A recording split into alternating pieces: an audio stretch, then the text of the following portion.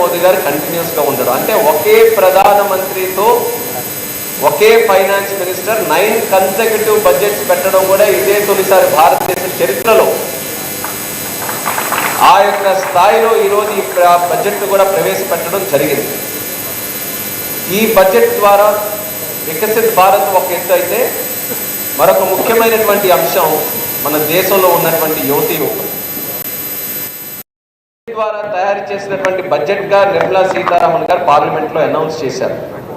దాని అర్థం ఏంటంటే బడ్జెట్ తయారు చేస్తున్నప్పుడు లక్షల మంది మన భారతదేశంలో ఉన్నటువంటి యువకుల ద్వారా ఫీడ్బ్యాక్ తీసుకొని మీరే కానీ బడ్జెట్ నిర్ణయించాల్సిన పరిస్థితి ఉంటే మీరు ఏ అంశాలను గుర్తిస్తారు, ఏ కేటాయింపులు మీరు చేస్తారు, ఏ సెక్టర్స్ని మీరు ప్రమోట్ చేస్తారని చెప్పి మన యూత్కి మొట్టమొదటిసారి ఫీడ్బ్యాక్ తీసుకొని వాళ్ళ ఆలోచనలకు అనుగుణంగా వాళ్ళ యాస్పిరేషన్స్కి అనుగుణంగా ఈ యొక్క కేంద్ర బడ్జెట్ని కూడా పొందుపరచడం జరిగింది.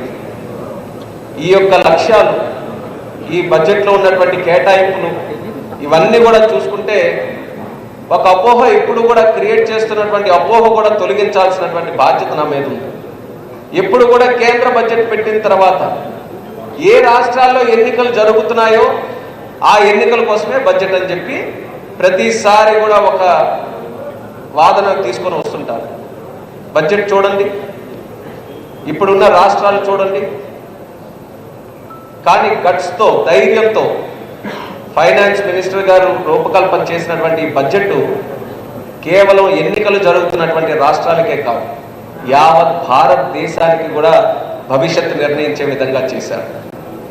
అది ఒక రకంగా చేయాలన్నా ఎంతో ధైర్యం కావాలి.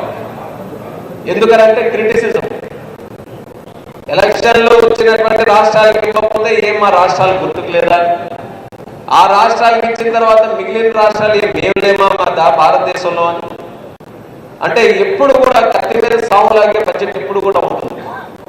కానీ అటువంటి క్లిష్టమైనటువంటి ఆ పరిస్థితుల్లో కూడా ఒత్తిడిలో కూడా భారతదేశ భవిష్యత్తుని నిర్ణయించుకొని రాజకీయాలని పక్కన పెట్టి 140 కోట్ల మంది భారతీయులు వాళ్ళ భవిష్యత్తుని నిర్ణయించే విధంగా ఈ కేంద్ర బడ్జెట్ పెట్టారనేది గర్వంగా ఈ సందర్భంగా తెలియజేసుకుంటున్నాను. అందులో ముఖ్యమైనటువంటి సెక్టర్స్ మనం తెలుసుకోవాల్సినటువంటి 7% వృద్ధి రేటుతో గత 12 సంవత్సరాలుగా మనం భారతదేశం ముందుకు నడుస్తుంది. IMF కూడా ఇంటర్నేషనల్ సంస్థ ప్రపంచంలో 7% పెరిగేటటువంటి దేశాలలో మరొక 20 సంవత్సరాల వరకు ఖచ్చితంగా భారతదేశం ఉండబోతుందని కూడా చెప్పింది.